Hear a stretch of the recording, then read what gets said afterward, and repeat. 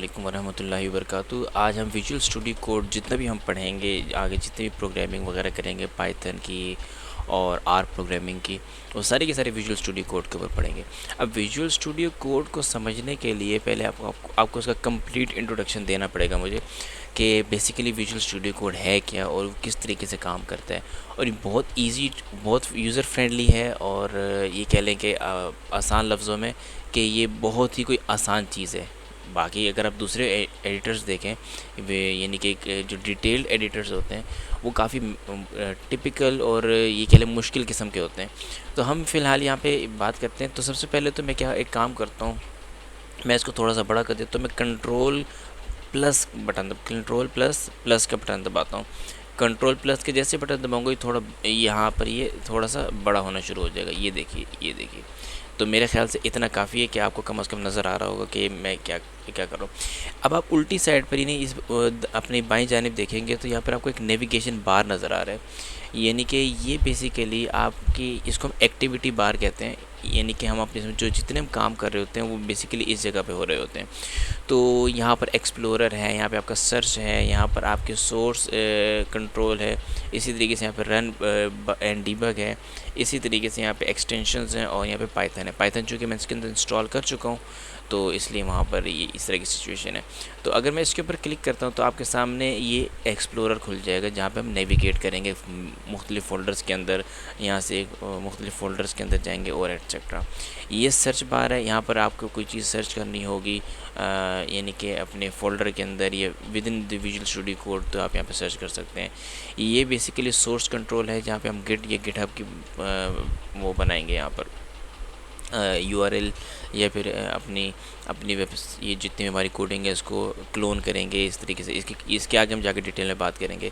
ये basically run and debug, यानी हमारे प्रोग्राम जो होते हैं उसको चलाएंगे, फिर उसके अंदर जो गलतियाँ वगैरह होंगी उसको डीबग करेंगे। यानी डीबग का मतलब होता है अपनी गलतियाँ निकालना, गलतियों को सही करना, उसको डीबग कहते हैं। बग का मतलब होता है, बेसिकली बग होता है कीड़े मकोड़े, तो उर्दू में इसको कीड़े मकोड़े कहा जाता है। तो अब कीड़े मकोड़ों को निकालना एक जगह से, जिस तरह लकड़ी है, लकड़ी पे जब दीमक आ जाए तो हम कहते हैं उसमें बग्स आ गए हैं। अब उन बग्स को निकालने का तरीका क्या होता है, हम उसमें दवाई लगाते हैं। लकड़ी में से किसी न किसी तरीके से हमें दीमक को निकालना होता है। तो जब दीमक को लकड़ी से निकाल लेते हैं तो हम कहते हैं लकड़ी जो है डीबग हो चुकी है, अब सुकून उसका मतलब बिल्कुल सही हो चुकी है। तो इसी तरीके से जो प्रोग्राम होता है उसमें जो छोटी मोटी जो गलती होती है हम उसको कहते हैं बग्स। तो यानी कि उसमें कीड़े आ गए, कीड़े मकोड़े आ गए, यानी गलतियाँ हो गई छोटी छोटी। जो प्रोग्राम के अंदर गलतियाँ होती हैं उसको हम बग कहते हैं। उन गलतियों को हटाना या मिटाना या सही करना, उनको डीबगिंग कहते हैं। ठीक है, तो आगे चलते हैं। ये एक्सटेंशंस हैं बेसिकली, यहाँ पे हम मुख्तलिफ़ किस्म की एक्सटेंशंस इंस्टॉल करेंगे। वैसे तो मैंने आपको शुरू के एक उसमें कुछ इंस्टॉल करके दिखाई थी, लेकिन मैं इनको अनइंस्टॉल करके दोबारा आपको कुछ इंस्टॉल करके दिखाऊँगा। और ये मेरी पाइथन की फ़ाइल है। ठीक है, तो हम यहाँ पर, ये बेसिकली हमारे एक्टिविटी बार है, तो इसको हम वापस बंद कर देते हैं और आगे मैं आपको इसके बारे में मज़ीद बताता हूँ।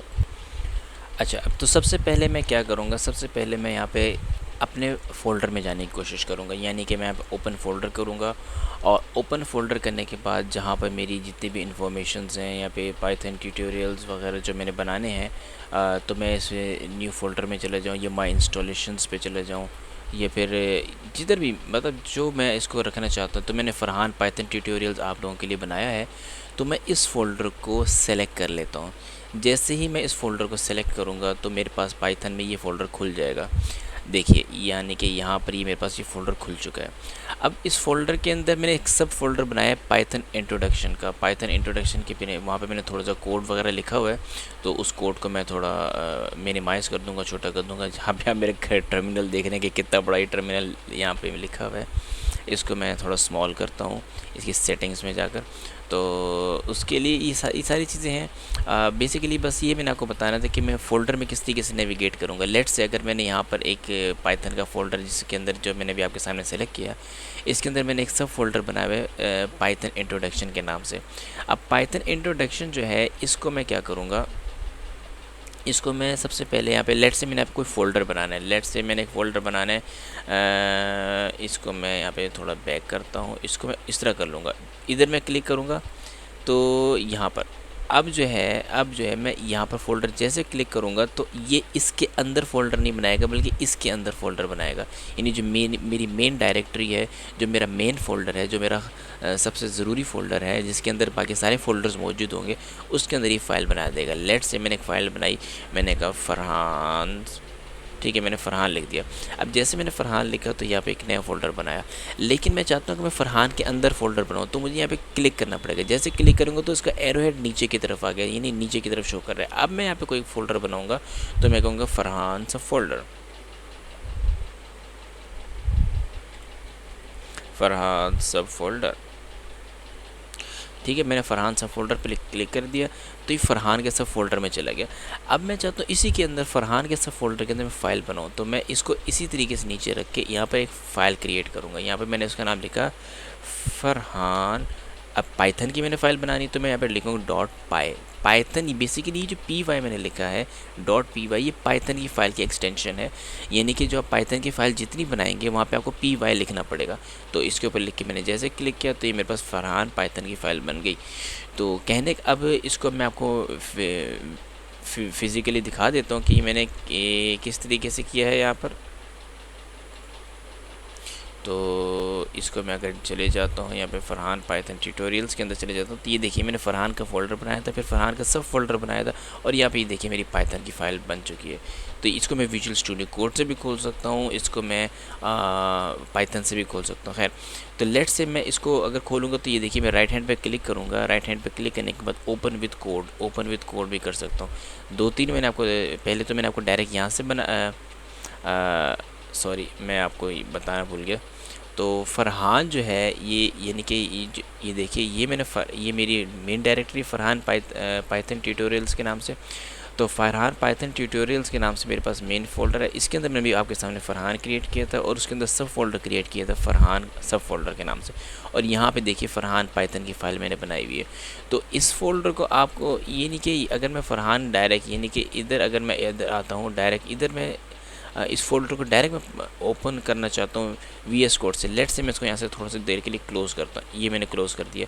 अब मैं इस फ़ोल्डर को कोड के साथ खोलना चाहिए, विजुअल स्टूडियो कोड के साथ। तो मैं यहाँ पर राइट हैंड पे क्लिक करूँगा इस फोल्डर के अंदर जाकर और ओपन विद कोड कर दूँगा। तो जैसे मैं ओपन विद कोड करूँगा तो ये मेरा पाइथन का कोड खुल जाएगा इस तरीके से।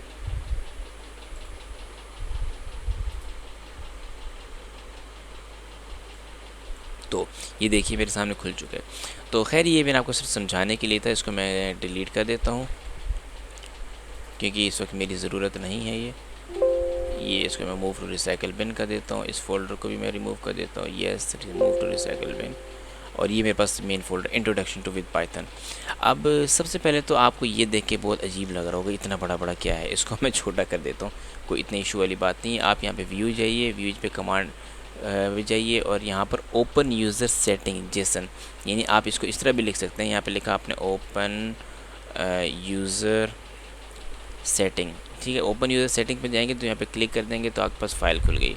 तो आप यहाँ पर क्या चीज़ ऐड करेंगे ताकि आपके टर्मिनल के अंदर ये चीज़ छोटी हो सके, हो तो सकती है वैसे, लेकिन इसको मज़ीद छोटा करने के लिए मैं आपको तरीकाकार बताता हूँ। Let's say terminal integrated font size 30 लिखा है, मैं इसको यहाँ पे लिख देता हूँ 10। जैसे मैं 10 लिखूँगा और कंट्रोल S करूँगा तो ये देखिए मेरा साइज़ यहाँ पर टर्मिनल का साइज़ कितना छोटा हो गया। इसको मैं 20 पे लेकर आ जाता हूँ ताकि आप लोग जब देखेंगे, 15 पे ले आता हूँ जो मुझे बेहतर लगेगा। आई थिंक इट्स इनफ कि ये मेरे हिसाब से आपके लिए बहुत है, लेकिन इसको मैं फिर भी 18 कर लेता हूँ ताकि आपको क्लियर नज़र आए। तो ये मैंने इसको 18 कर दिया, तो मेरे टर्मिनल का साइज़ जो 18 हो चुका है। तो टर्मिनल के अंदर मैं फाइल्स बल्कि 18 मेरे ख्याल से थोड़ा ज़्यादा ही लग रहा है, 16 कर लेते हैं इसको, कंट्रोल S। तो यस इट्स ओके। तो अब ये इस तरीके से सही है। तो यहाँ पर जाके आप जेसन की फ़ाइल के अंदर जाके इस टर्मिनल का साइज़ को सेट कर सकते हैं। आपको ये अपने टर्मिनल का साइज़ सेट कर दिया तो इसको मैं फ़िलहाल क्लोज़ कर देता हूँ, सेटिंग्स को मैं क्लोज़ कर देता हूँ, इधर की सेटिंग्स को मैं क्लोज़ कर देता हूँ। ये मेरे पास पाइथन की कोडिंग है। अब मैं इसको ज़रा यहाँ से बंद करता हूँ, कोडिंग को थोड़ा सा जूम इन कर देता हूँ। जूम इन करने का तरीकाकार क्या है, आप जाएंगे सेटिंग्स के ऊपर, यहाँ पर इस तरह की सेटिंग में गए, सेटिंग में यहाँ पे लिखेंगे माउस। जैसे ही आप माउस पे क्लिक करेंगे, यहाँ पे लिखेंगे माउस, तो माउस से जितनी रिलेटेड सेटिंग होगी वो यहाँ पर आ जाएंगी। तो यहाँ पर एक सेटिंग यहाँ पर आपको नज़र आ रही है, माउस व्हील जूम, यानी कि आप इसके ऊपर इसको जैसे चेक करेंगे तो आप कंट्रोल दबा के अपना माउस का जो व्हील है इसको ऊपर नीचे करेंगे तो साइज़ छोटा बड़ा होगा इस तरीके से। ये देखिए, ये मैंने ऊपर किया तो छोटा हो बड़ा हो गया, नीचे किया तो छोटा हो गया साइज़। तो फ़िलहाल आपके लिए इतना काफ़ी है मेरी नज़र में। तो सेटिंग में मैंने जाके इसकी ये सेटिंग की। दूसरी मैंने एक और सेटिंग यहाँ पे की हुई थी, इसको मैंने कहा था फॉर्मेट ऑन सेव। ठीक है, तो फॉर्मेट ऑन सेव है, तो फॉर्मेट ऑन सेव पे आप क्लिक कर दीजिए। इस तरीके से ये अनचेक होगा, आप इसको चेक कर लीजिएगा, ताकि जब भी आप कोई सेटिंग जब भी आप कोई यहाँ पे लेट से मैंने यहाँ पर इसको इस तरीके से लिखे, यहाँ से मैं मिटा देता हूँ। ये देखिए, ये मैंने सारे इसके अंदर से स्पेसेस मिटा दिए। अभी मुझे बड़ा अजीब सा लग रहा है, जैसे मैं इसके ऊपर कंट्रोल एस करूँगा ये मुझे इसको फॉर्मेट करके देगा। लेकिन अभी इस वक्त चूँकि अब मैं आपको सारी वो चीज़ें करवाऊँगा, अभी एक्सटेंशंस वगैरह इंस्टॉल करके दूंगा इसके अंदर, तो जैसे एक्सटेंशंस वगैरह इंस्टॉल होंगे तो ये ऑटोमेटिकली ये मुझे ये करके दे देगा, फॉर्मेट करके दे देगा। इसको फ़िलहाल मैं इसको इसी जगह पे छोड़ता हूँ, तो आपको एक्सटेंशंस वगैरह इंस्टॉल करके देता हूँ। तो अब मैं आपको थोड़ी सी एक्सटेंशंस इसमें इंस्टॉल करने के लिए कहूँगा, ताकि हम एक अपना एनवायरनमेंट बना सकें। सबसे पहली जो एक्सटेंशन है, सबसे एक तो पॉपुलर है। पॉपुलर में हम देखेंगे, लेट से पॉपुलर में चेक करते हैं, तो पॉपुलर में डाउनलोड के हिसाब से आता है, यानी कि कौन सी चीज़ सबसे ज़्यादा पॉपुलर है। तो ये मेरे ख़्याल से कुछ ज़्यादा ही बड़ा है, इसको थोड़ा सा एक स्टेप छोटा कर देता हूँ, हाँ इस तरह। तो इसको हम इस तरह कर लेते हैं और यह देख लेते हैं। तो पॉपुलर में सबसे पहला है इंस्टॉल पाइथन। पाइथन जो है माइक्रोसॉफ्ट है, माइक्रोसॉफ्ट जो कोई चीज़ बनाती है तो उसके ऊपर यकीनन एतबार ही होता है, क्योंकि मार्केट में उनकी बहुत ज़्यादा वर्थ है, वैल्यू है। तो हम इंस्टॉल कर लेते हैं पाइथन को। तो ये तो पाइथन थोड़ा टाइम लगाएगी, क्योंकि थोड़ी बड़ी फ़ाइल होती है, ये 63 MB की फ़ाइल है, तो उस डाउनलोड करेगा फिर इंस्टॉल करेगा इस तरीके से। दूसरी फ़ाइल जो है मैं जो डाउनलोड करूँगा वो है उसको हम कहेंगे पाइथन एक्सटेंशन पैक में उसको कह देते हैं। तो मैं उसको यहाँ पर ढूंढ लेता हूँ, पाइथन।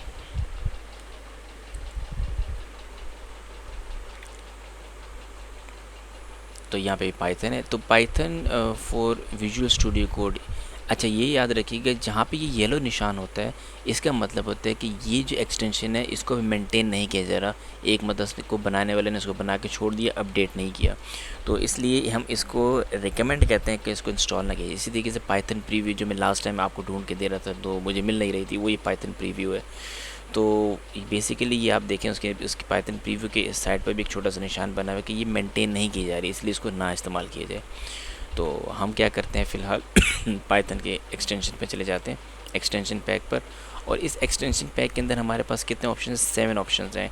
पाइथन का है जो कि हम इंस्टॉल कर चुके हैं बल्कि, और उसके बाद दूसरा है इंटेलीकोड है, जेंगो है, और भी है। ये किस चीज़ के लिए है इसको ज़रा देख लेते हैं। विजुअल स्टूडियो कोड के लिए टेम्पलेट सपोर्ट लैंग्वेज है, तो ये पाइथन के लिए इस्तेमाल होती है। ऑटो डॉक स्ट्रिंग है, ये पाइथन इंटेंट है, और पाइथन एनवायरनमेंट मैनेजर है। तो हम फ़िलहाल एक इसको इंस्टॉल कर लेते हैं, यानी कि मैंने पूरा पाइथन ये हो गया। और दूसरा मैं इंस्टॉल कर लेता हूँ इंटेलीकोड को। इंटेलीकोड ये है कि मैं जो लिख रहा हूँ ये पहले से पहचानने की कोशिश करेगा कि हाँ भाई फ़रहान ये लिख रहा है, तो हम इसको इस तरीके से ऑटो कंप्लीट कर लेते हैं। तो बाकी मज़ीद चीज़ें देखते हैं इसके अंदर वो क्या चीज़ मुझे इंस्टॉल कर लेनी चाहिए। ऑटो डॉक स्ट्रिंग इंस्टॉल कर लीजिए आप, और इसके अलावा आप और क्या चीज़ देख सकते हैं हम लोग इसके अंदर। पाइथन इंटेंट इंस्टॉल कीजिए आप। ये क्या करते हैं इसको आप जाके इसमें देख सकते हैं, यानी कि इंडेंटेशन पाइथन के अंदर जो स्पेस होता है, गैप्स जो होते हैं, उसकी वो बड़ी इंपॉर्टेंस होती है। तो उस इम्पोर्टेंस को सेट करने के लिए, उसकी गलतियों को सही करने के लिए हम ये इस्तेमाल करते हैं। यानी कि अगर मिसाल के तौर पे मेरे पास पाइथन है, अब पाइथन के अंदर मैंने यहाँ पे कोई एक कोड लिखा, मैंने लिखा a इज़ इक्वल्स टू 7 है, ठीक है। तो ये फिर मैं एक फ़ंक्शन डिफ़ाइन कर देता हूँ। मैं कहता हूँ डिफ़ाइन कर रहा हूँ मैं एक फ़ंक्शन फंक्शन मेरा क्या नाम है, फंक्शन का नाम मैं कुछ भी रख सकता हूँ। मैं लेट से मैं फंक्शन का नाम रख देता हूँ std स्टूडेंट रख देता हूँ, और फिर इस फंक्शन को मैं इस तरीके से बंद कर देता हूँ। जैसे मैं सेमीकोलन लगाऊंगा आगे जाऊंगा तो ये मुझे डायरेक्ट यहाँ पर लेकर जाएगा। ये देखिए इसने मुझे इस गैप को छोड़ के इसलिए मुझे डायरेक्ट इस जगह पर लेकर गया। तो ये बेसिकली किस वजह से हुआ, इस इंटेंट की वजह से हुआ जो भी मैंने अभी आपको दिखाया है। ये जो इंटेंट है, ये इस इंटेंट ने मुझे डायरेक्ट वहाँ लेकर गया ताकि मेरे से कोई चांस ना बने कोई गलती का, क्योंकि पाइथन सेंसिटिव है किसके लिए, ये जो स्पेस होते हैं इसके लिए सेंसिटिव होती है। सेंसिटिव है तो उसका मतलब ये हमें कुछ गलती नहीं करने देगा। तो एक्सटेंशंस का हमें ये फ़ायदा होता है। खैर इसको वापस में रिमूव कर देते हैं। तो और भी देख लेते हैं। एक और पाइथन की एक्सटेंशन है, इसको कहते हैं एरेपल फॉर पाइथन। ये इंस्टॉल कर लीजिए। ये आपके कोड को बहुत ही ज़बरदस्त तरीके से रियल टाइम के अंदर आपके कोड को बेहतरीन बनाएगा। आपकी गलतियाँ प्रीव्यू के अंदर सारी मैनेज कर रहा होगा, और आपका ये कह लें कि पोटेंशियल, यानी कि पोटेंशियल ये कह लें कि जो आपको लगता है कि आपका आउटपुट हो सकता है, तो ये आपको पहले से आउटपुट शो करना शुरू कर देगा। तो इसको हम इंस्टॉल कर लेते हैं। और इसके अलावा हम और अगर मुझे बाद में कोई बेहतर नज़र आएगी तो मैं इंशाल्लाह आपको इसके अंदर वो मेंशन करता चला जाऊंगा। तो फ़िलहाल हमारी इतनी ज़रूरत काफ़ी है। और कोई चीज़ होगी तो मैं आपको ज़रूर इंस्टॉल करवाऊँगा। चलें, ये तो बेसिक सेटिंग हो गई। अब हम एक काम करते हैं, हम कुछ चीज़ें हैं जो कि हम उसको सेट करते हैं, यहाँ पर कुछ मैनेजमेंट करते हैं, इसके अंदर कुछ मैनिपुलेशन करते हैं, इसके थीम्स को देखते हैं, इसके अंदर टर्मिनल्स को देखते हैं, और बहुत सारी चीज़ों को देखते हैं। तो सबसे पहले मैं आपको जो चीज़ बताने की कोशिश करूँगा वो है कमांड लाइन या फिर कमांड यानी कि पैलेट। तो कमांड पैलेट क्या बेसिकली क्या करता है, आप या तो इसके ऊपर इस तरह कर सकते हैं, या फिर आप क्या कर सकते हैं control plus shift plus P, यानी कि हम डायरेक्ट यानी control plus shift plus P भी करेंगे तब भी हमारे पास ये खुलेगा। हम यहाँ पे लिखते हैं कलर थीम। तो कलर थीम में ये देखिए आपके पास कलर थीम आ गया। अब आप जैसे इसके अंदर वो जाते हैं, यानी कि देखिए आप माउस पे भी जाने की ज़रूरत नहीं है। आप इसको जैसे जैसे आप इसको माउस अपने कीबोर्ड के बटन से करेंगे, ये आपको लाइव थीम दिखाता रहेगा कि ये इस तरह की है। इसके ऊपर लाइट पे जाएंगे तो इस तरह दिखा रहा है, फिर हम क्वाइट पे चले जाएंगे तो इस पर जा रहा है, फिर सोलराइज्ड में जाएंगे तो इस तरह दिखा रहा है। इस तरीके से मुख्तलिफ़ किस्म के यहाँ पे थीम्स हैं, मुख्तलिफ़ किस्म के वो हैं। तो ये इसकी ओरिजिनल थीम है, ठीक है। ये इसकी डार्क प्लस थीम है। तो इसमें वैसे कुछ ज़्यादा ख़ास किस्म का फ़र्क तो है नहीं। और ये इसकी अलग थीम है, ये अलग है। मतलब जिस तरह आपको पसंद आती है आप उसमें से कोई सी भी इस्तेमाल। ये रेड थीम है, ये मेरे ख्याल से बहुत ही कोई ज़्यादा अजीब किस्म की मुझे लग रही है। खैर है कि मुमकिन आप लोगों को अच्छी लग रही हो। ये सोलराइज डार्क थीम है। ये टोमोरो जो कि इस वक्त मैं यूज़ कर रहा हूँ ये वो है। और ये हाई कंट्रास्ट के साथ डार्क थीम है, और ये लाइट कंट्रास्ट के साथ डार्क थीम है और लाइट थीम है। तो ये इस तरीके से कुछ हैं। तो एक और भी मुझे इसमें अच्छी लगी, देखिए ये भी मुझे अच्छी लग रही है। और भी देखते हैं, ये तो ओरिजिनल है। एक ये भी अच्छी है। और बाकी आपकी मर्ज़ी, आप जो सा मर्ज़ी इस्तेमाल करना चाहें। तो हम फ़िलहाल अपनी ओरिजिनल थीम पे वापस चले जाते हैं, बैक कर लेते हैं इसको। तो ये मेरी ओरिजिनल थीम पे वापस आ गई। ओरिजिनल तो खैर नहीं है, ये जो मुझे अपनी थीम पसंद आ रही है। अच्छा जी, तो अब मैंने इसमें क्या कर लिया, काफ़ी चीज़ें मैंने इसके अंदर इंस्टॉल कर ली हैं थीम्स। इसको सबसे पहले मैं कंट्रोल एस करूँगा, यानी कि जैसे मैं कंट्रोल एस करूँगा अब आप देखिए क्या चेंज आया। चेंज ये आया कि इसने ये सारे के सारे जो स्पेस थे वो मुझे शो करना शुरू कर दिया, ताकि मेरे लिए कोड रीड करना आसान हो जाए। तो इस तरीके से ये देख रहे हैं आप, ये देखें। तो ये कोड रीड करना आसान मेरे लिए इसलिए हुआ, ये किस वजह से हुआ, ये इस एप्लीकेशन, ये इस एक्सटेंशन की वजह से जो कि मैंने यहाँ पे इंस्टॉल की थी। अगर मैं इंस्टॉल में जाऊँ, यहाँ पर इसको मैं हटाता हूँ, यहाँ से इंस्टॉल पे जाऊँ, ये वाली एरेपल फॉर पाइथन, ये ऐसी रियल टाइम थीम है जो कि एक्सटेंशन है जो कि मुझे ये सारी चीज़ें करने में मदद करती है। खैर, तो हम इसको वापस चले जाते हैं उस तरफ। ये इतनी सी बात एक मैंने आपको बता दी। एक तो थीम मैंने आपको चेंज करना सिखा दी। दूसरी चीज़ें हैं मैं आपको अब बताता हूँ, वो ये है कि, और अब मैं आपको एक और चीज़ यहाँ पे बताऊँगा कि बेसिकली लेट्स से अगर हम यहाँ पर एक चीज़ चेक करें, यहाँ पर हमारे पास फ़ोल्डर भी बना हुआ है, पाइथन इंट्रोडक्शन, ये सब चीज़ें बनी हुई हैं, लेकिन हम प्रॉपर देख नहीं पा रहे कि कौन सा फ़ोल्डर ओपन है, कौन सा फ़ोल्डर ओपन नहीं है। तो मैं इसके लिए आइकन्स इस्तेमाल करूँगा। तो वो किस तरीके से करूँगा, यहाँ पर मैं एक चीज़ लिखता हूँ, यहाँ पर मैं पेस्ट करता हूँ और यहाँ पे मेरा एक्टिविटी बार आइकन्स आ जाएगा। तो आप VS कोड आइकन्स पे इंस्टॉल कर लीजिए। ये क्या करेगा, ये बेसिकली इनको इनको आइकन्स प्रोवाइड कर देगा, यानी कि किस तरीके से आइकन्स प्रोवाइड कर देगा। अब आपको मैं करके दिखाता हूँ। ये देखिए यहाँ पे इन्होंने मेंशन किए हुए हैं। इसको अगर मैं थोड़ा बड़ा करके दिखा दूँ, खैर ये देखिए, और जैसे ही इंस्टॉल होगा, इंस्टॉल होने के बाद यहाँ पर इसके वो आगे, तो मैंने VS कोड आइकन्स पे जैसे क्लिक किया, अब आप ज़रा जाइए उस पर, ये देखिए अब इसके आइकन्स किस तरह डिफरेंट हो गए। ये आपके जो फोल्डर था, वर्क स्पेस के जो फोल्डर था, इधर आइकन बन गया, पाइथन का यहाँ पे फाइल आइकन बन गया। तो ताकि आपके कोड को दिखने में आसानी हो और आपको पता हो कि कौन सी चीज़ क्या है, तो इसलिए हम इस आइकन्स को यूज़ करते हैं। तो अब मैं आपको पाइथन का जो बेसिक पाथ है, यानी कि जो डिफ़ॉल्ट पाथ है, मैं आपको उसकी सेटिंग आपको बताता हूँ। आप कमांड लाइन पर उस पर जाइए और वहाँ पर जाइए ओपन डिफ़ॉल्ट सेटिंग्स, यानी कि ये आप लिखेंगे वहाँ पर। ये तो अभी जैसे लिखेंगे आप उस पर क्लिक कीजिए और यहाँ पर आप कंट्रोल F दबाइए। जैसे कंट्रोल F दबाएंगे तो यहाँ पे पाइथन लिखे, पाइथन डॉट पाथ लिखिए, ठीक है। तो पाइथन डॉट पाथ जैसे आप लिखेंगे तो आपको ये ढूंढ के दे देना चाहिए। फ़िलहाल नो रिज़ल्ट है, तो अगर पाइथन डॉट पी लिखें तो फिर शायद आ रहे। तो हम यहाँ पे ज़रा इसको ढूंढते हैं तो हमें मिल जाएगा पाइथन का पाथ। ये देखिए पैथ यहाँ पे मिल गया हमें पाइथन का। तो इसको हम देखते हैं कहाँ से हमें इसको बेसिकली कहाँ से उठाना है। तो मैं इसको यहाँ पे लिखूँगा पाइथन, दोबारा यहाँ पे लिखेंगे पाइथन, या इस तरीके से इसको कंप्लीट कर लेते हैं पाइथन और यहाँ पे लिख देते हैं पाथ। तो जैसे मैं यहाँ पे लिखूँगा पैथ, तो इसको ढूंढ लेना चाहिए। अगर नहीं ढूंढा तो फिर हमें इसको फिर अलग से ढूंढना चाहिए। फिर सॉरी, ये कैपिटल P है यहाँ पे, छोटी सी मिस्टेक है यहाँ पे। तो अब यहाँ पे इसको ढूंढते हैं, अभी भी नहीं मिला। तो इसको देखते हैं मज़ीद क्या इसमें चेंजिंग आनी चाहिए। Python path, I don't know क्यों नहीं शो कर रहा है, लेकिन शायद नहीं हो यहाँ पे।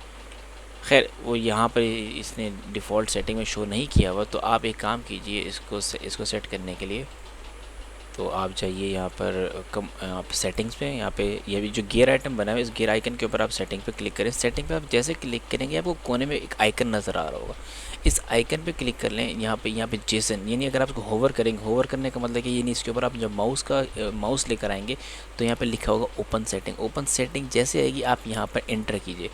एंटर करने के बाद यहाँ पे लिखिए, यहाँ पर आप लिखें इन्वर्टेड कोमास। इन्वर्टेड कोमास में आप लिखें पाइथन डॉट, दोबारा लिखिए पाइथन, फिर यहाँ पे लिखिए पाथ। यहाँ पे क्या लिखिए, इसको कैपिटल P में पाथ लिखिए, ये आ गया, पाइथन पाथ आ गया। आप जैसे लिखेंगे उसके बाद आप इसको लगाइए सेमीकोलन। सेमीकोलन लगाने के बाद दोबारा इन्वर्टेड कोमा लगाइए। इन्वर्टेड कोमा में यहाँ पर, अब यहाँ पर आपने किस तरीके से लिखना है, आखिर में आप यहाँ पर एक कोमा लगा दीजिए ताकि आपको बार बार डिस्टर्ब ना करे कि आप गलत काम कर रहे हैं। आप बिल्कुल सही काम कर रहे हैं इस तरीके से। तो ये इस जगह पे मैं किस चीज़ का पाथ लिखूँगा ये मैं आपको बता देता हूँ। सबसे पहले आप इधर जाइए टर्मिनल पे, न्यू टर्मिनल पे क्लिक करें। न्यू टर्मिनल जैसे ओपन होगा यहाँ पर आप लिखिए पाइथन।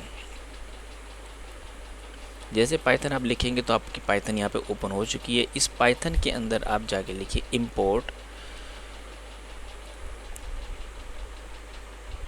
सॉरी मैंने स्पेलिंग थोड़ी गलत लिख दी, इंपोर्ट सिस, यानी सिस्टम को इंपोर्ट करें। वो इस सिस्टम को इंपोर्ट कर दिया।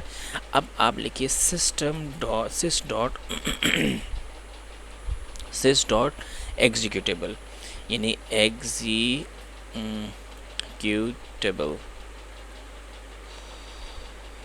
बेसिकली यहाँ पे थोड़े से मैं लाइट ऑफ करके काम कर रहा हूँ, तो इसलिए मुझे कीबोर्ड के बटनों को थोड़ा गौर से देखना पड़ रहा है।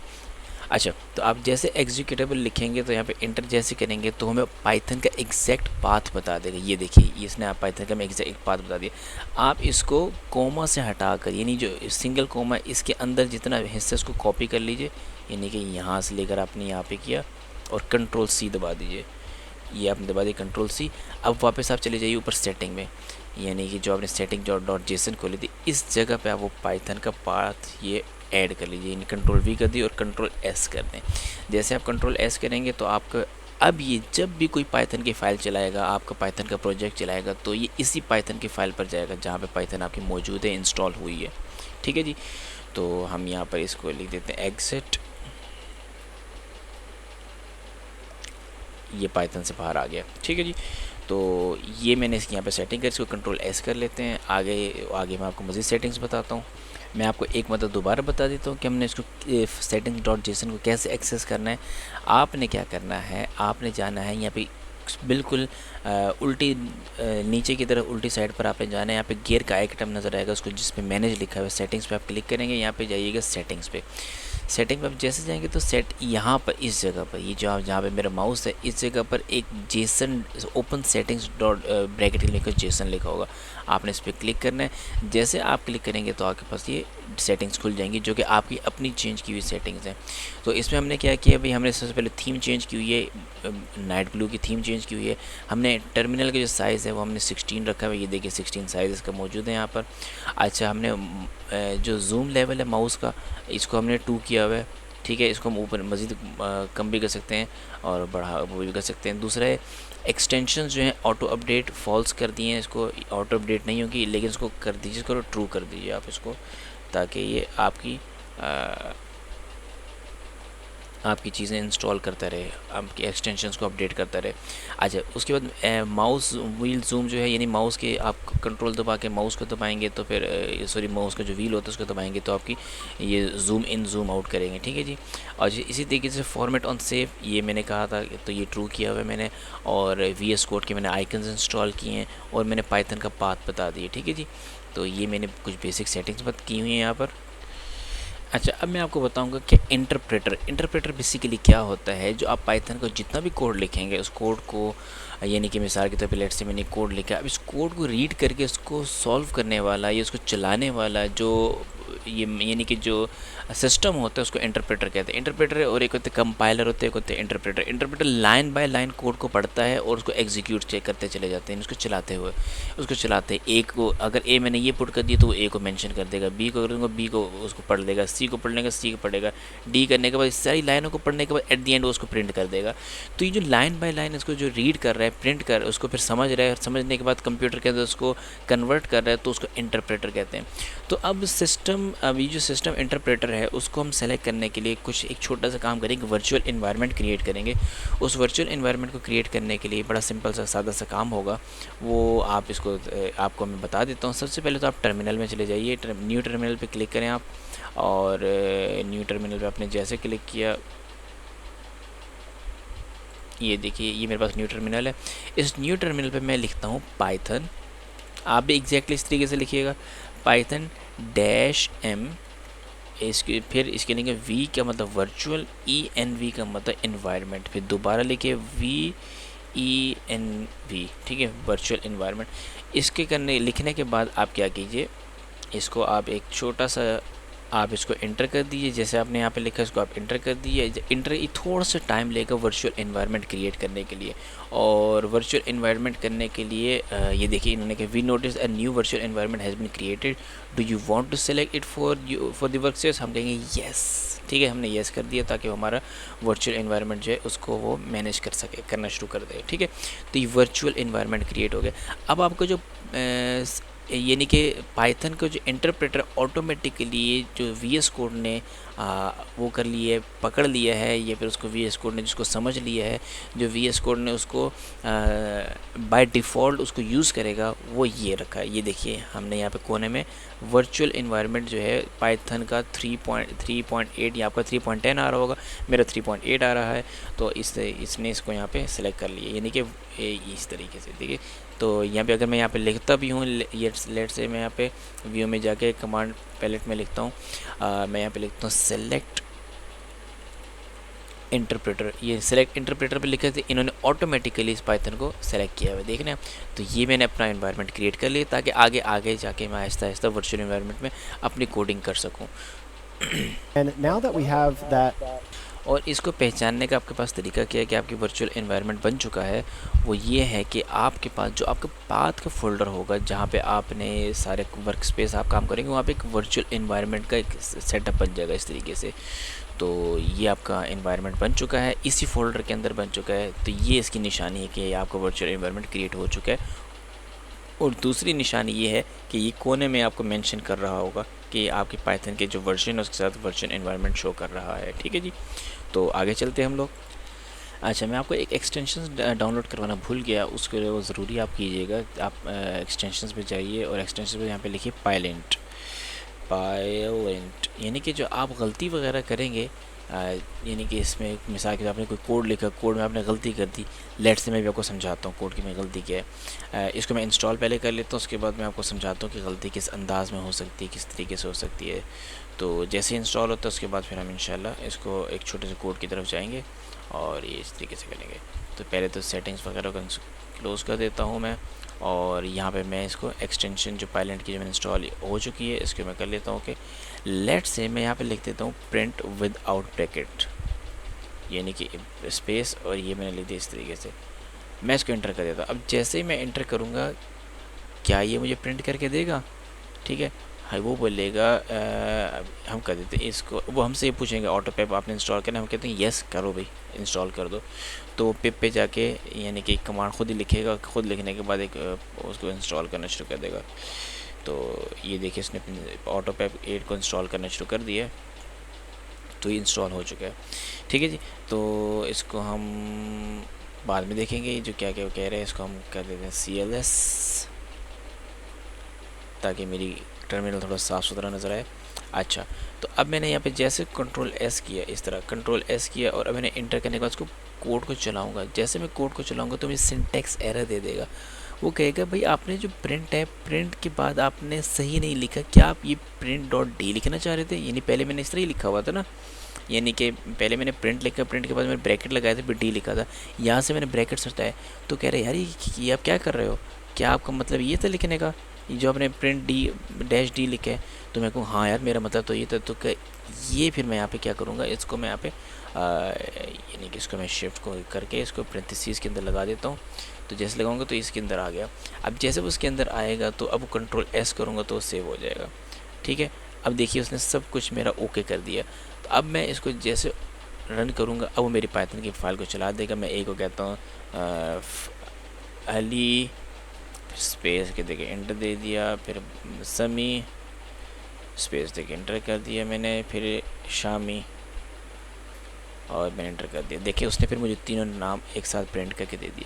तो कहने का सारा मकसद ये था कि ये सारी जो चीज़ें हैं ये हमें बेसिकली बता रही होती हैं कि कौन सी चीज़ किस तरीके से अप्रूव की जा सकती है, या फिर उसको उसके अंदर से गलती निकाली जा सकती है। ये जो पायलट मैंने आपको इंस्टॉल करा, बेसिकली हमारे कोड में से गलतियाँ पकड़ती है, गलतियाँ पकड़ के हमें उसको सही करने के लिए कहती है। तो ये इसके बड़ा फ़ायदे इसको। तो अब आप देख रहे होंगे जैसे मैंने ये पायलट की एक्सटेंशन इंस्टॉल की है तो यहाँ पे काफ़ी प्रॉब्लम्स आ गए हैं। यानी कि इसके नीचे मुझे डैश दिखा रहा है, इसके नीचे डैश दिखा रहा है। तो इसके कुछ स्टैंडर्ड्स होते हैं जो कि वो चाहता है कि इस अंदाज में किए जाएँ। तो लेट्स से अगर मैं इसको ए को कैपिटल A कर देता हूँ, कंट्रोल S कर देता हूँ, तो देखिए ये एरर ख़त्म हो जाएगा। ये देखिए एरर ख़त्म हो गया ऐसे। तो अब ये अब कहेगा, जब यहाँ पे मैंने कैपिटल A किया तो कह रही स्मॉल है, यहाँ पे क्या करें, इसको भी कैपिटल A करो। तो मैं इसको कैपिटल A कर देता हूँ, सॉरी इसको मैं कैपिटल A कर देता हूँ इस तरीके से। अब जैसे मैं करूँगा तो इसको मैंने कंट्रोल S किया तो इसने ओके कर दिया। ठीक है जी, तो यानी कि ए वहाँ से उठा के इसने यहाँ पे पुट कर दिया और मेरा आंसर आ गया। तो बेसिकली ये जो है ये हमारी गलतियों को पकड़ रहा होता है और हमें इसमें वो कर रहा होता है। तो खैर अगर ये आपको ज़्यादा परेशान करें तो आप पायलट को अनइंस्टॉल भी कर सकते हैं, क्योंकि हमारे पास ऑटो पैप आ चुका है, कोई इतना इशू वाली बात नहीं है। तो लेट से मैं इसको अगर अनइंस्टॉल करता हूँ तो फिर देखते हैं क्या मेरे वो एरर ख़त्म करता है कि नहीं। तो इसको मैं रीलोड करता हूँ यहाँ से। तो ये मेरा रीलोड हो चुका है और मैं इसको कोड को अपने थोड़ा बड़ा कर लेता हूँ। ये देखिए वो सारी जो परेशानियाँ थी जो उसको परेशान कर रही थी वो सारी हट गई हैं। तो इस तरीके से, लेकिन पायलट भी आप इंस्टॉल कर सकते हैं उस सूरत में जब आपको लगे कि आपकी गलतियाँ नहीं पकड़ी जाएंगी। लेकिन ऑलरेडी हम लोग REPL फॉर पाइथन इंस्टॉल कर चुके हैं, जो कि हमें बताता रहेगा कि हम क्या गलतियाँ कर रहे हैं। ठीक है, लेट से मैं यहाँ पे कैपिटल A लिख देता हूँ और कंट्रोल S कर देता हूँ। अब जैसे मैं कंट्रोल S करूँगा तो अब जो है देखते हैं वो मेरी क्या कोई गलती पकड़ता है कि नहीं पकड़ता है। तो ये देखिए उसने मेरी गलती पकड़ ली। उसने कहा कि ये एक जो है ये क्या कर रहा है, ये तो ऊपर आपने डिफाइन ही नहीं किया, इसको कैपिटल A करो। मैं कैपिटल A कर देता हूँ। अब जैसे मैं इसको कंट्रोल S करता हूँ, ये देखें उसने मेरी गलती सेट कर दी। तो इसको हम कंट्रोल Z कर लेते हैं, कंट्रोल S भी कर लेते हैं। तो ये इस तरीके से, तो ये सारी सिचुएशन होती है इस चीज़ की। आप पायलट इसलिए इंस्टॉल कर सकते हैं कि आपके अगर आप आप गलतियाँ पकड़ना चाहते हैं अपनी, तो वो पायलट पकड़ लेगा, वरना मैं आपको ऑलरेडी एक आउटसोर्स की एप्लीकेशन या एक्सटेंशन इंस्टॉल करवा चुका हूँ जो कि गलतियाँ पकड़ेगी। ठीक है जी, तो आज के लिए मेरे ख्याल से इतना ही काफ़ी है। तो बाकी हम जो है मेरे ख्याल से इसमें 2-4 चीज़ें और हैं जो कि मैं आपको बताना चाहूँगा। तो मैं सोच रहा था कि आपको इसके बारे में, यानी कि जो गिट है, ये गिटहब है, इसके बारे में और साथ में आपको डिबगिंग वगैरह के बारे में बता दूं, लेकिन फ़िलहाल इसकी ज़रूरत नहीं है क्योंकि हम लोग इनिशियल लेवल पर हैं। जब हम थोड़ा सा आगे जाएंगे, इसको पाइथन को एडवांस लेवल तक करने की कोशिश करेंगे, तब आपको मैं गिट भी बताऊंगा, डिटेल में गिटहब भी बताऊंगा, और साथ में आपको ये चीज़ें डीबगिंग वगैरह अपने कोड में से किस तरीके से करनी है, वो भी सारी चीज़ें इंशाल्लाह मैं आपको बताऊंगा। तो फ़िलहाल आज के लिए इतना ही। हमारी विजुअल स्टूडियो की जो इनिशियल सेटिंग्स हैं वो हो चुकी हैं किसी भी पाइथन के कोड को लिखने के लिए, तो हम उसको देखेंगे। अब बाकी जो है, अब नेक्स्ट जो है, अब मैं आपको एक छोटा सा कोड करके समझा देता हूँ कि हमने अभी जितना कुछ किया है उसको जितना हमने थोड़ा सा काम किए वो सारे का सारा मैं भी आपको बताने की कोशिश करता हूँ। लेट्स से मेरे पास एक कोड है जो मैंने खुद के लिखा हुआ है। अब इस कोड को लिखने के लिए मैं क्या करूँगा, सबसे पहले तो मैं यहाँ पे कुछ मैंने हैशटैग, मैंने आपको शुरू में बताया था हैशटैग बेसिकली क्या होते हैं, और हैशटैग करने के लिए हमें किस तरीके से पता करना होता है। तो बेसिकली हैशटैग के कमेंट्स होते हैं पाइथन का जो इंटरप्रेटर होता है या कंपाइलर जो होता है वो बेसिकली इसको इग्नोर करता है, वो उसको रीड नहीं करता, ये हमारे अपने या उसके लिए होते हैं। यानी ये हैशटैग बताता है कि हैशटैग के बाद जितना कुछ लिखा जा रहा है, यानी ये आई एम सॉरी मैंने थोड़ा सा इसको कर दिया, तो हैशटैग के बाद जितना कुछ लिखा जा रहा है वो सब कुछ जो पाइथन का इंटरप्रेटर होगा उसको इग्नोर करेगा। अब मिसाल के तौर पे मैंने ए लिखा, अब मैंने कहा कि A is a variable, A B C D सारे के सारे वेरिएबल है। वेरिएबल का मतलब क्या है, ए इज़ अ वेरिएबल का मतलब ये है कि एक ए ऐसे वेरिएबल है जिसके अंदर कुछ ना कुछ मैंने स्टोर किया हुआ है। लेट्स से मैं भी आपको करके दिखाना शुरू करता हूँ, इसको मैं सब कुछ अच्छा, एक और मैं आपको बात बता दूं, वो ये है कि अगर आप ऑल्टर प्लस कंट्रोल को दबा के ऊपर का बटन दबाएंगे या फिर डाउन का दबाएंगे तो इस तरीके से सब कुछ सेलेक्ट करता चला जाएगा। तो दोबारा बता रहा हूँ, और कंट्रोल प्लस ऑल्टर फिर आप डाउन की दबाएंगे तो आपके 3 एक साथ सेलेक्ट होते चले जाएंगे। तो मैं इसको सबको क्या कर देता हूँ, क्लोज, सबको ख़त्म कर देता हूँ इस तरीके से।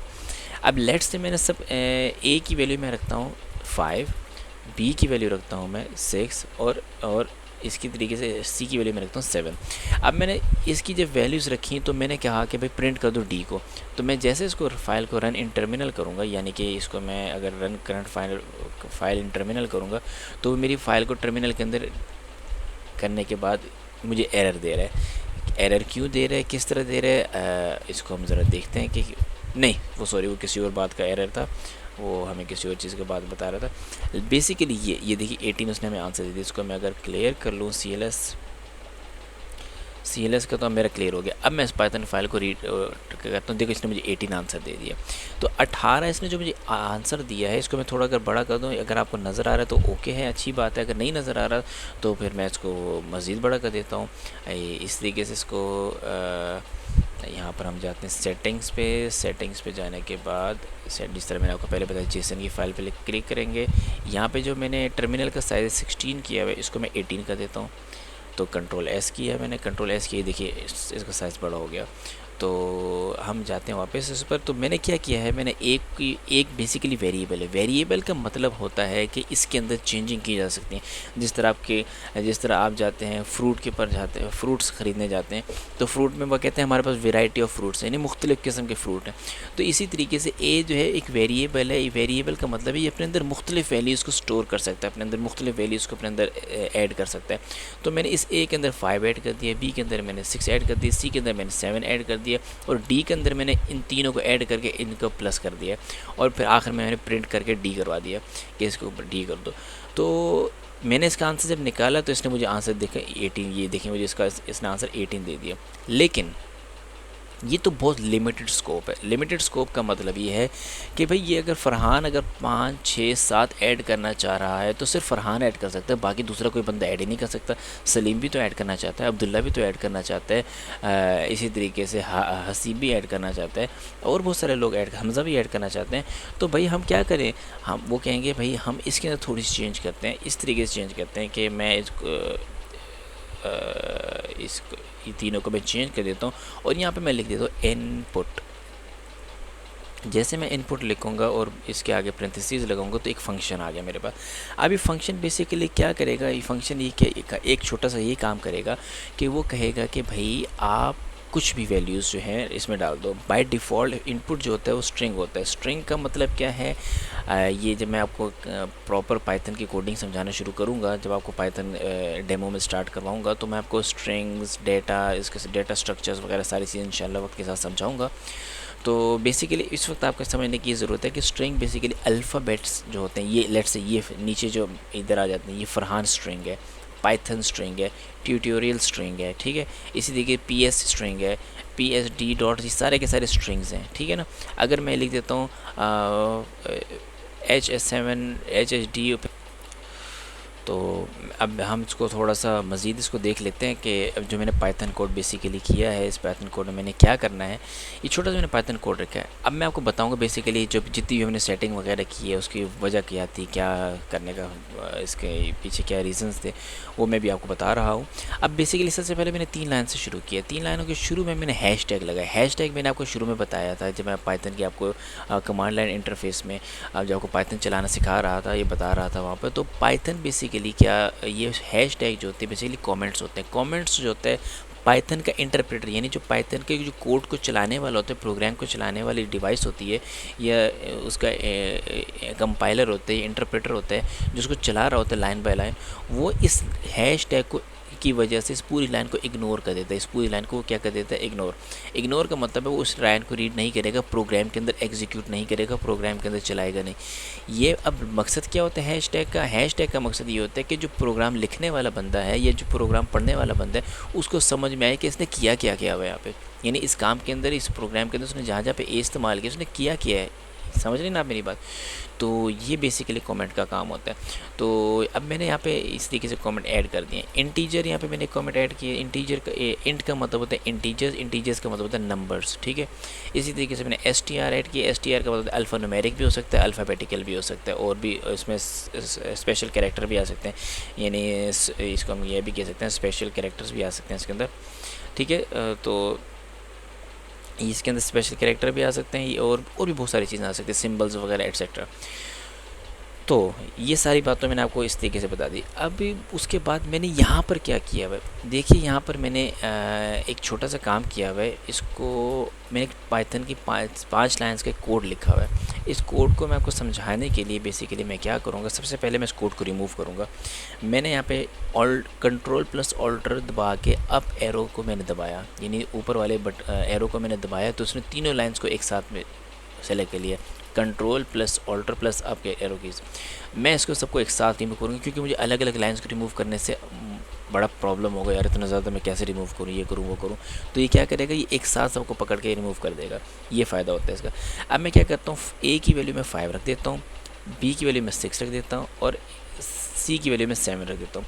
इसको मैं करता हूँ Ctrl+S, फिर इस फाइल को मैं कंट्रोल राइट हैंड पे क्लिक करके रन इन टर्मिनल कर देता हूँ। जैसे मैं टर्मिनल पे क्लिक करूँगा सबसे पहले तो मैं CLS पे क्लिक करता हूँ, ये इतना कुछ जो लिखा हुआ है साफ़ हो जाए। अब मैं इस पाइथन फाइल को रीड करता हूँ। जैसे मैंने उस पाइथन फाइल को चलाया तो उसने मुझे 18 आंसर दे दिए। वो कैसे कि भाई मेरे पास ए है, ए क्या है, एक वेरिएबल है। वेरिएबल बेसिकली क्या होती है, यानी कि आप किसी फ्रूट की दुकान पे जाते हैं, किसी कपड़े की दुकान पे जाते हैं, वो आपको कहते हैं हमारे पास वैरायटी ऑफ क्लोथ्स हैं, वैरायटी ऑफ कपड़े हैं, कपड़ों की बहुत सारी वैरायटी है, यानी हमारे पास बहुत किस्म के कपड़े हैं। तो अब इसी तरीके से फ्रूट की दुकान पे जाते हैं, वो कहते हैं हमारे पास वैरायटी ऑफ फ्रूट्स हैं, यानी फ्रूट की बहुत ज़्यादा वैरायटी है, बहुत सारे फ्रूट्स हैं हमारे पास।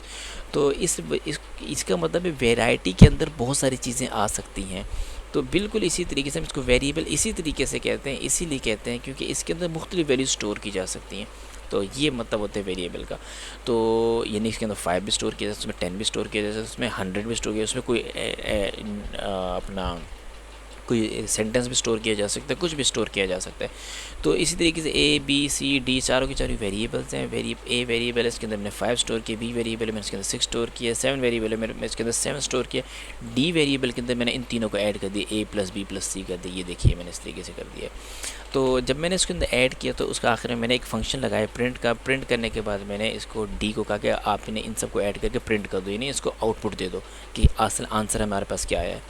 तो ये मैंने कर दिया। इतना करने के बाद फिर मैं क्या करूँगा, मैं जैसे इसको चलाऊँगा तो इसने मुझे 18 आंसर दे देगी। ये देखिए नीचे यहाँ पर इस जगह पर इसने मुझे 18 आंसर दे दिए। लेकिन ये तो बहुत लिमिटेड स्कोप है। लिमिटेड स्कोप का मतलब ये है कि फ़रहान चाह रहा है कि ए की वैल्यू 5 हो, बी की वैल्यू 6 हो, सी की वैल्यू 7 हो, तब जाके फ़रहान की मर्ज़ी का आंसर आ रहा है। हमारी मर्ज़ी का तो आंसर नहीं। सलीम क्या पता अलग आंसर चाह रहा हो, इसी तरीके से अब्दुल्ला अलग आंसर चाह रहा हो, इसी तरीके से हमज़ा अलग आंसर चाहते हैं, ठीक है, इसी मुइज़ साहब अलग आंसर चाहते हैं। वो चाहते हैं सारे अलग आंसर आएँ। तो क्या किया जाए इसके लिए? इसके लिए हम फिर सिंपल सा काम करते हैं, हम यहाँ से इन तीनों को हटा देते हैं और डाउन के दबाने के बाद यहाँ पे मैं इनपुट की फ़ंक्शन डाल देता हूँ। यानी कि जैसे मैं इनपुट का फंक्शन यहाँ पे डालता हूँ और यहाँ पे प्रेंथेसिस लगाता हूँ तो यहाँ पे फंक्शन मेरे पास आ जाता है। अब मेरे पास जैसे ही फंक्शन आता है तो फंक्शन क्या करता है बेसिकली, अब वो इनपुट यानी यूज़र डिज़ायर्ड इनपुट लेगा। इनपुट का मतलब होता है कि मैं क्या चाहता हूँ, अब्दुल्ला क्या चाहता है, सलीम क्या चाहता है, मुइज़ क्या चाहता है, इसी तरीके से और अब्दुल्ला क्या चाहते हैं। तो ये सारे के सारे उनकी मर्ज़ी के इनपुट मांगेगा। मैं चलाता हूँ इस फाइल को, लेट से मैं कंट्रोल एस करके इस फाइल को चलाता हूँ। तो जैसे मैं इस फाइल को चलाऊँगा, देखिए उसने मुझसे पहला आंसर पूछा, मैंने कहा 55। उसने मेरे से दूसरा बी का पूछा, मैंने कहा 66। उसने तीसरा पूछा, मैंने कहा 77। जैसे मैंने क्लिक किया उसने मुझे कॉनकैटिनेट करके दे दिया। कॉनकैटिनेट का मतलब आप कहेंगे यार प्लस क्यों नहीं करके दिया, इसकी वजह बताता हूँ आपको मैं। ये 55 को जोड़ दिया उसने 66 के साथ, 66 को जोड़ दिया उसने 77 के साथ जोड़ दिया, यानी इनको इसकी जगह पे जोड़ दिया।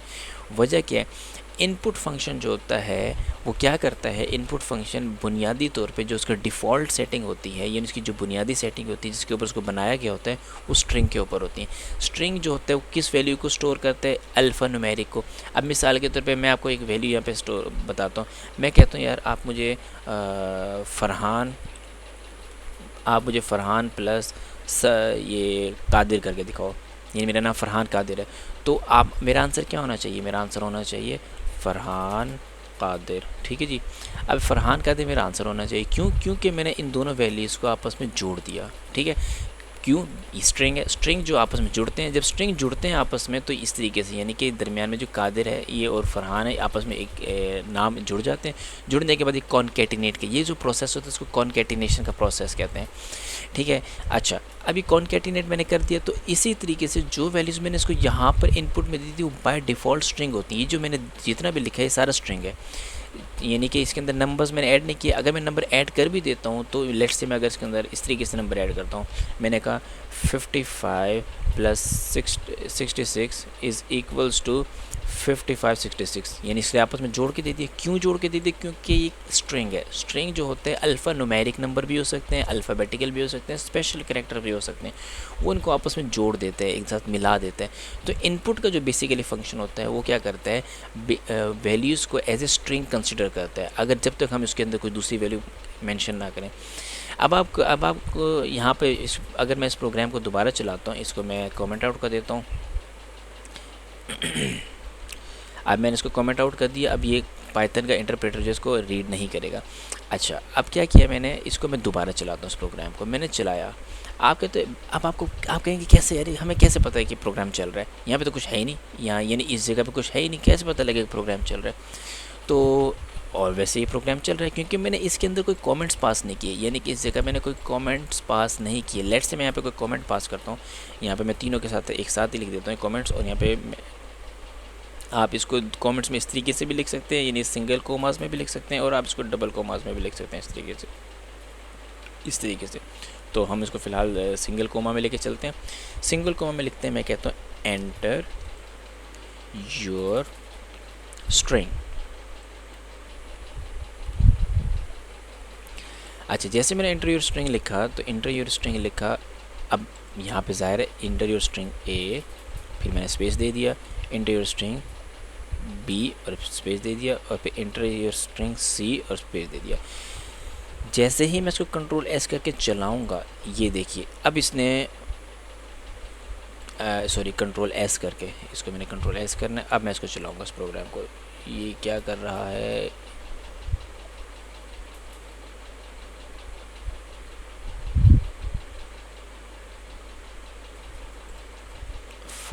ये इसको इसका टर्मिनल को मैं किल करता हूँ और दोबारा इस टर्मिनल को इसको चलाता हूँ मैं। ये देखिए अब मेरे से पूछ रहा है कि इंटर योर स्ट्रिंग ए, मैंने इसका नाम रख दिया फरहान, ठीक है जी, फरहान मैंने लिख दिया। फिर कहते हैं इंटर योर स्ट्रिंग बी, मैंने कह दिया कादिर, ठीक है। फिर कहते हैं इंटर योर स्ट्रिंग सी, मैंने लिख दिया शाह।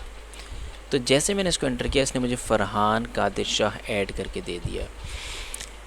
क्या मतलब इस बात का, इस बात का मतलब ये है कि जो मैंने इसको 3 वैल्यूज़ पुट करके दी हैं, उसने मुझे तीनों को एक साथ जोड़कर दे दिया है।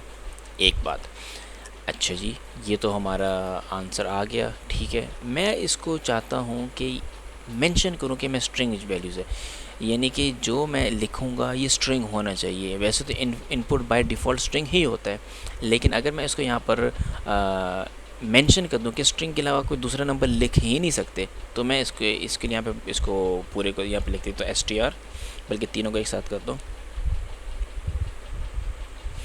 यहाँ पे मैं लिख देता हूँ str, और यहाँ पे str लिखने के बाद मैं आखिर में जाके ब्रैकेट बंद कर देता हूँ। जैसे भी ब्रैकेट बंद करूँगा, अब मैंने इसको प्रॉपरली मेंशन कर दिया कि ये जो वैल्यू इनपुट में जो भी लिखी जाएगी वो स्ट्रिंग ही होगी। अब यूज़र को तो नहीं पता कि उसके अंदर वो क्या मांग रहा है, लेकिन पाइथन को पता है कि उसने क्या मांगी, उसको स्ट्रिंग ही चाहिए, स्ट्रिंग के अलावा कोई दूसरी वैल्यू उसको नहीं चाहिए। तो यानी फिर इसलिए मैं यहाँ पर वो स्ट्रिंग को, यानी कि अगर मैं कोई नंबर भी लिखता हूँ, नंबर को भी एज ए स्ट्रिंग कंसिडर करेगा। लेट से करके देखते हैं, यानी मैं अगर पाइथन प्रोग्राम को चलाता हूँ, तो मैंने इसको सेव कर लिया, हाँ सेव कर लिया। तो मैं यहाँ पे लिखता हूँ 55, दूसरी वैल्यू स्ट्रिंग भी मैं लिखता हूँ 66, तीसरी लिखता हूँ मैं 77। तो जैसे मैंने इसको लिखा, इसने मुझे 55, 66 और 77 को एक साथ जोड़ के दे दिया है। तो इसके साथ जोड़ के दे दिया, तो इस बात का बड़ा सिंपल सा मतलब है कि 55, 66, 77 इसने number as a number treat नहीं कर रहा है, इसको एज ए स्ट्रिंग ट्रीट कर रहा है। अच्छा, ये तो यहाँ तक समझ में आ गया हमें। अब मैं चाहता हूँ कि ये सिर्फ स्ट्रिंग कंसिडर ना करे, ये तीनों को नंबर कंसिडर करे। यहाँ पे वो क्या चाहता हूँ मैं चाहता हूँ ये नंबर कंसिडर करे। जैसे ही नंबर कंसिडर करेगा, तो फिर मैं यहाँ पे छोटा सा चेंज कर दूंगा इस जगह पर। यहाँ पर इसको मैं मिटा के यहाँ पर मैं इंट लिख देता हूँ। देखिए, अच्छा, ये शुरू में मैंने दोनों चीज़ें मेंशन की। इंटीजर का मतलब होता है इंटीजर्स नंबर्स होते हैं, स्ट्रिंग का मतलब alpha numerical special character alphabet से कुछ भी नंबर, ठीक है, वो कुछ भी हो उसको एज ए स्ट्रिंग कंसिडर करेगा। तो यहाँ पे मैंने str, अब मैंने इंट लिख दिया, ये देखिए मैंने इंट लिख दिया। अब इंट का मतलब है अब जो इसको इनपुट दिया जाएगा वो उसको एज ए इंटीजर कंसिडर करेगा, एज ए नंबर कंसिडर करेगा। जब नंबर कंसिडर करेगा, तो मैं इसको अगर प्रोग्राम को कंट्रोल एस करके चलाता हूँ, यहाँ पे इसको जैसे ही मैं इस प्रोग्राम को चलाऊँगा, तो मुझे कहेगा इंटर योर अच्छा, यहाँ पे योर नहीं लिखा हुआ मैंने, इंटर योर स्ट्रिंग लिखा हुआ मैंने, सॉरी, इसके लिए इसको आर लगा देते हैं यहाँ पर, ठीक है जी। तो इसको दोबारा चलाते हैं, ये देखिए क्या चेंज, ये देखिए। अच्छा, इसने कहा इंटर योर नंबर ए, मैंने लिख दिया 55, ठीक है। कहते हैं इंटर योर नंबर बी, मैंने लिख दिया 66। फिर कहते हैं इंटर योर नंबर सी, मैंने लिखा 76। अब मैं जैसे इंटर दबाता हूँ, तो मुझे इन तीनों का सम करके दे देगा। जिस तरह कैलकुलेटर में हम 3 नंबर्स को ऐड करते हैं, जमा करते हैं, इस तरीके से उसने तीनों नंबर्स को हमें जमा करके दे दिया। तो ये बुनियादी फ़र्क है इंटीजर्स का और स्ट्रिंग्स का। ये वैसे जब मैं आपको प्रॉपर इसकी जब क्लासेस लूँगा, तो मैं आपको और ज़्यादा डिटेल में समझाऊंगा कि हम स्ट्रिंग किस तरीके से ट्रीट करते हैं, इंटीजर किस तरीके से ट्रीट करते हैं, उनके साथ हम कैसे कैसे ऑपरेशंस, कैसे कैसे मेथड्स कर सकते हैं, वो तो मैं आपको डिटेल में समझाऊंगा। बेसिकली ये आपको सिर्फ बताने का मकसद था कि पाइथन के प्रोग्राम्स किस तरीके से चल रहे होते हैं। तो ये मैंने आपको बेसिकली बता दिया, और आज की क्लास के लिए इतना काफ़ी है। Thank you very much. अस्सलाम वालेकुम वरहमतुल्लाहि वबरकातुहू।